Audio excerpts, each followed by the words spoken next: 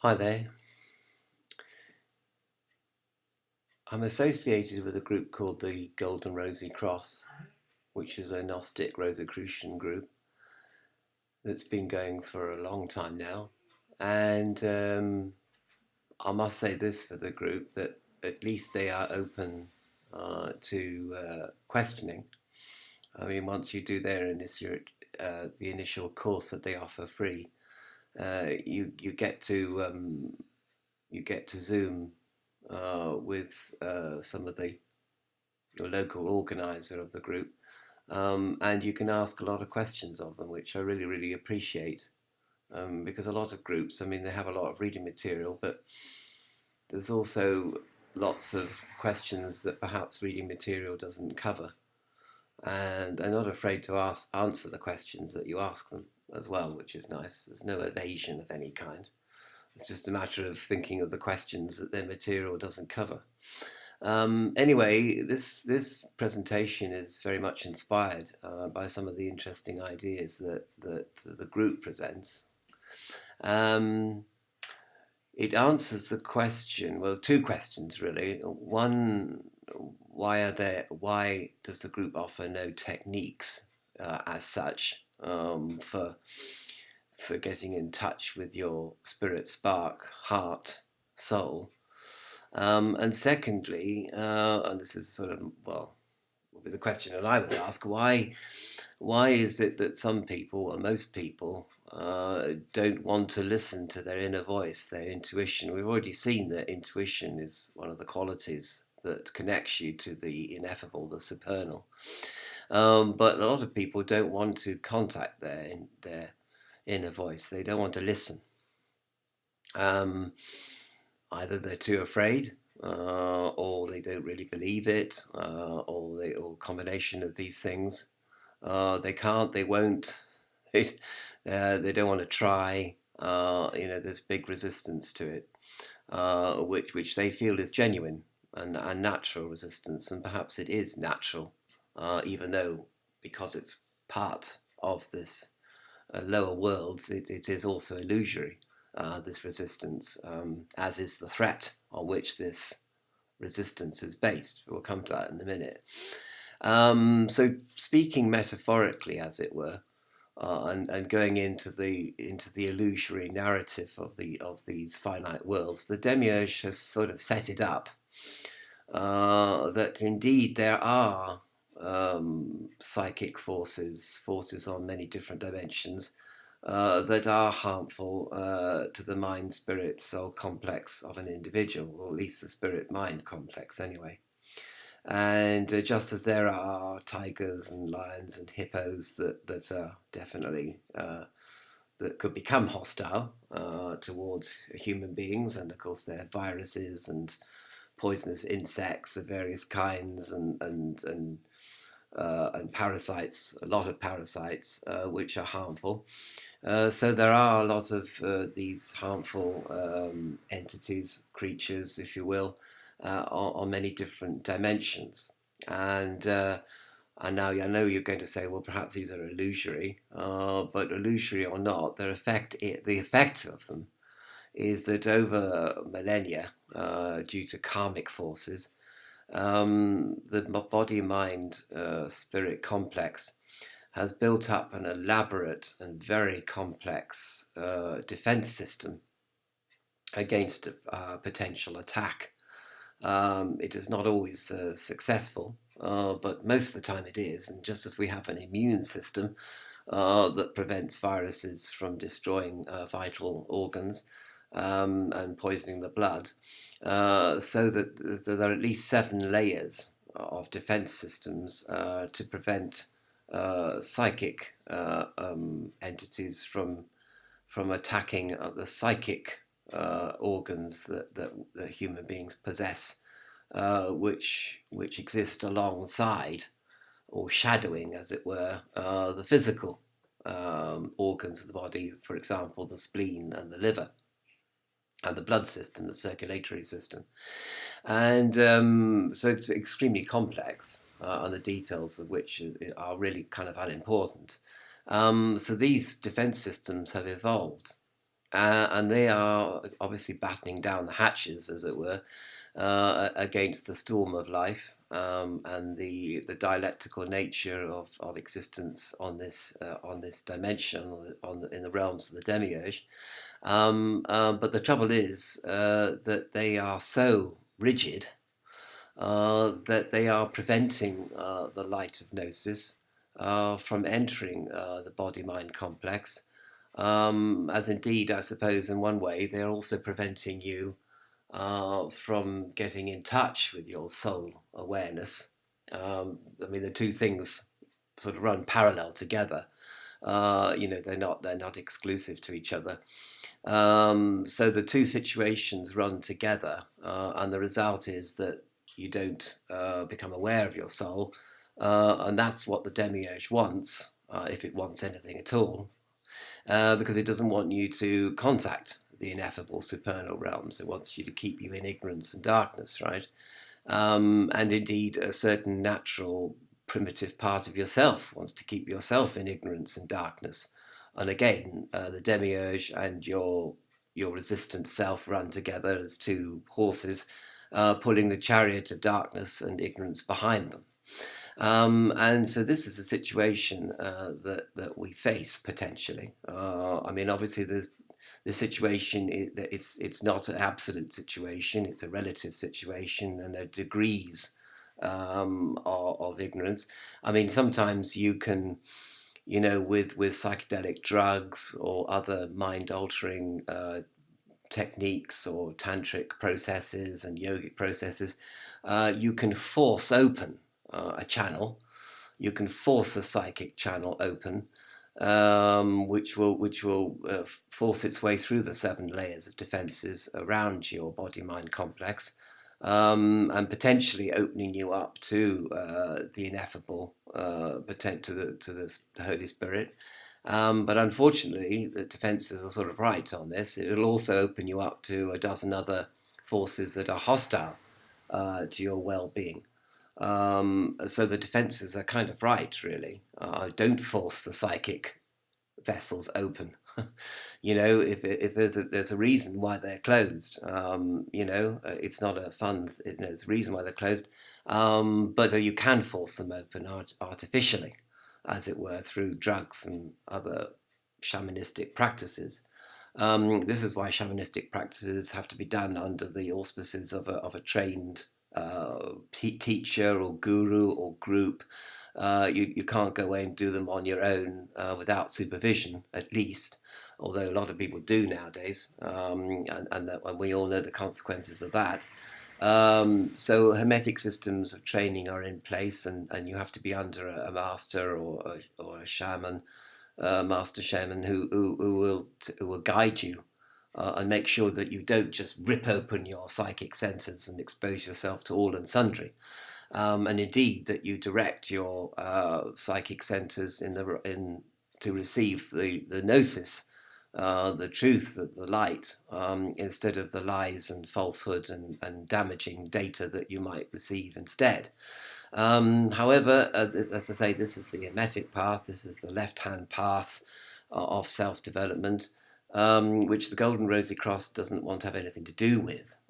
It says that it's much better to allow insights to gradually, naturally, and very, very, very gently open you up to the light.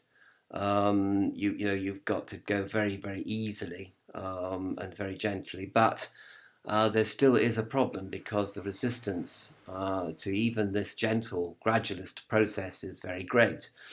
So the question arises, how on earth do we get out of this situation? How do we let our defenses down safely and gradually without causing fear to grow within the body-mind complex and resistance to grow, and also to prevent actual in quotation marks, damage from being inflicted on you through the acceptance of malicious energies and hostile reconnaissance and things like that. I mean, obviously, if we're going to look at this from a Sankara point of view, if it's all illusory, the point is to see through the illusion. Obviously, there are no hostile forces and there are no defenses. None of it's needed. There is just soul, ultimately. And yet, on the other hand, it's also true that there are hostile forces and there are two worlds. So we have a contradictory situation in which, on one hand, it is illusory, but on the other hand, it is also real in its effects. And we are not like Neo in the Matrix. We're not as advanced as him, and I see no particular way of becoming as advanced as Neo. He was just the Mozart, if you like, of being able to see through the illusory veils. But unless you are a Mozart of doing that, then I think you're in a whole world of pain if you attempt to try to be like a master when you're actually not ready to be one. You're going to do a lot of damage to yourself and others. So, so the question does arise: how do we get out of this situation? Well, referring to the tripartite division of the soul of the body soul complex, according to the ancient Greeks, you have soma, you have psyche, and then you have spiritus, or the actual soul, spirit, and body. If that doesn't confuse you, it's confused me for a minute there. Anyway, so you have the spirit as in the kind of the middle, the mediating force between soul and body, and to my mind, the spiritual part of you is what actually governs or manages or gives authority to all the defense systems that surround you. So somehow you've got to convince the spirit part of you to let down some of the defenses in order to let the gnosis or light through. And this would seem to be the crux of the matter, really. And it's sort of like, I mean, the soul would love all this to happen, but the resistance is coming from spirit, which is really, quite a management force within the spirit-mind complex. And the management has to be convinced that it is safe to let down certain defences and safe to allow a channel or a doorway through the seven layers of defences that surround the body-mind complex, you see. So how is this to be done? Well, it seems that studying, elevating, inspiring tracts of information, studying certain books, certain manuscripts, certain symbols, contemplating those symbols, possibly, well, the Golden Rosy Cross doesn't go this far, but certain people would say certain mantras, certain vibrations, contemplating them. They don't like that because I think their idea is that you've got to know what these mantras mean in plain English. Otherwise, the resistance, I'm not, part of you will say, I'm not doing this mantra because I don't know what it means. I don't know what it's going to do, quite naturally. So you have to communicate with the spirit part of yourself through the medium of your native tongue, certain information. But I mean, it could be images as well. I think images are very powerful. And the idea of these images and the idea of these tracts, of these pieces of information, of these pieces of data, blurb, I suppose you might call them in internet parlance. You've got to keep reading this material. And as you read this material, your spirit is sort of not circumvented as such, but kind of reassured that all is well and that you are tuning into spirit. And this will allow your spirit to listen to your soul. And this listening process is what builds up the bridge between soul and spirit, soul and the ineffable realms. So you have the realm of soul, and then you have the realm of God. And by reading the reading inspiring spiritual material, or looking at mystical pictures, you begin to create this bridge, because the spirit is then quite willing, well, almost quite willing, to actually create a channel through the defenses that surround you in order for this bridge to be created in the first place. So it's almost like this information that you're given from various books and sources acts like a password, basically. So it's almost that you're giving your spirit a certain password to allow the light of the ineffable to enter, and allow a bridge to be built between your soul and God. Now, a lot of people will say, "Well, why can't God just God just come in?" Uh, anyway, but you do have free will, and free will is located in the spirit part of the tripartite division of soul and body. And spirit is the true will. Spirit is the management area. I mean, the soul is is the sort of childlike desire to form a relationship with everything, willy nilly. And but the spirit is the sort of conservative force which says, "Oh no, you can't, don't talk to strangers." So the soul is sort of like the child part, and the spirit is sort of the parent, guardian parent, the fierce guardian of your spirit mind complex. So don't talk to strangers, don't talk to anyone, don't let anyone in the house. Keep all the windows and doors barred against intruders. And that's how it sees the world. You see, it's not how the soul sees the world, but the soul, unfortunately, is sort of buried underneath the spirit way of looking at things, which is to regard everything as a potential terrorist attack. You see, I mean, for good reason, because there are psychic terrorists out there. There is terrorism, literal terrorism, that terrorist forces that could do you harm, that would do you harm if they did get in.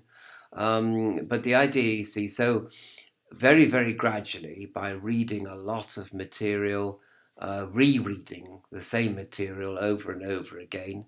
And I think there's a description of in Jung, one of Jung's dreams, meditations, that he comes across an anchorite, and the anchorite keeps reading the New Testament over and over again.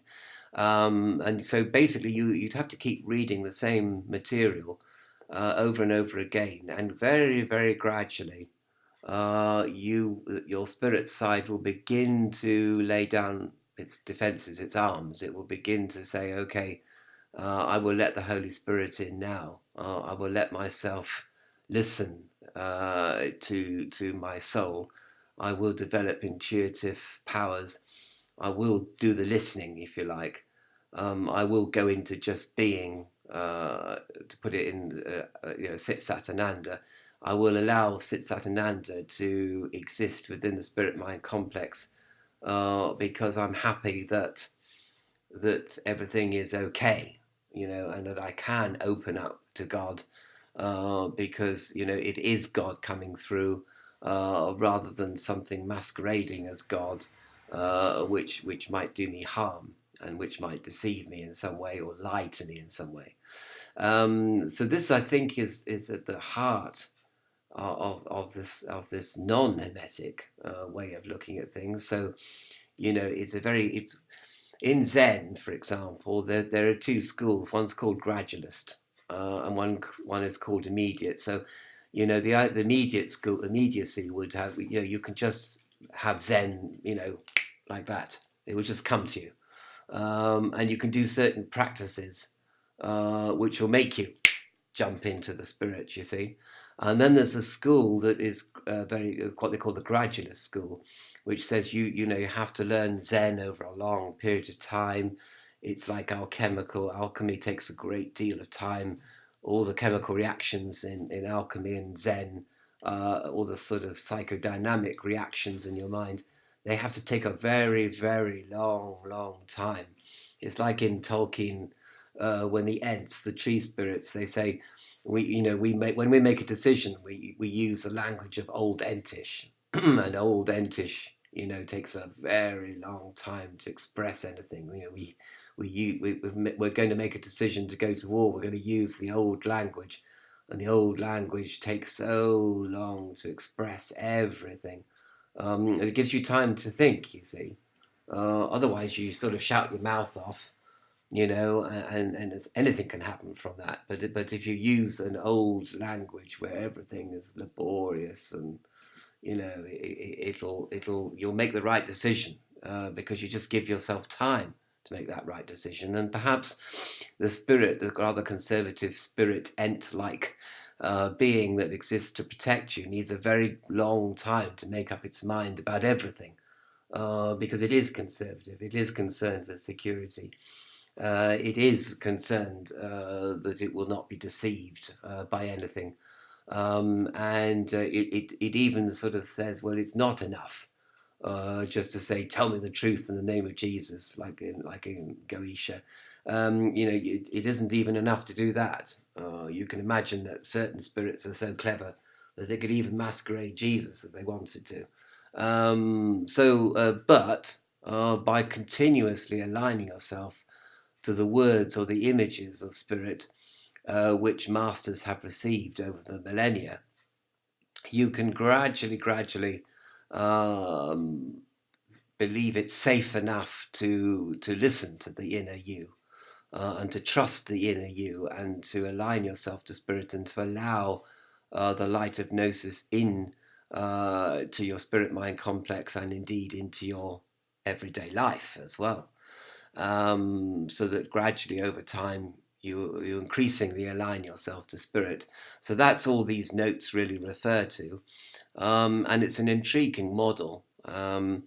This model does compete, I know, with some other models, hermetic models and shamanistic models and other models that other people support. I realize that, but I think it's up to you. I mean, maybe some people are naturally drawn to gradualism, and other people are naturally drawn to immediacy. The snap of the fingers, like I want to be there. But I think so I'm not saying that this way is right and the hermetic way or shamanistic way is wrong or dangerous. I'm not saying anything like that. I'm just saying that you've got to convince your spirit, the sort of spirit management of your body mind complex, that certain paths are safe and appropriate to the individual, and I think that in itself will take time to develop. Finding the right method or the right path for you isn't going to be particularly easy. But although some people, again, they just read a book and they say, yes, this is it. This is it for me. I've got it straight away. And other people will have to read a lot of books, to get to the same conclusion. So this is quite an important contemplation, I think, on the spirituality and the spiritual path itself, and the creation of the spiritual bridge between soul and God. And I hope that I've just given you a bit of food for thought, without being too dogmatic about it, because it was never my intention to be dogmatic about any of this, really. It really, really, really is up to you.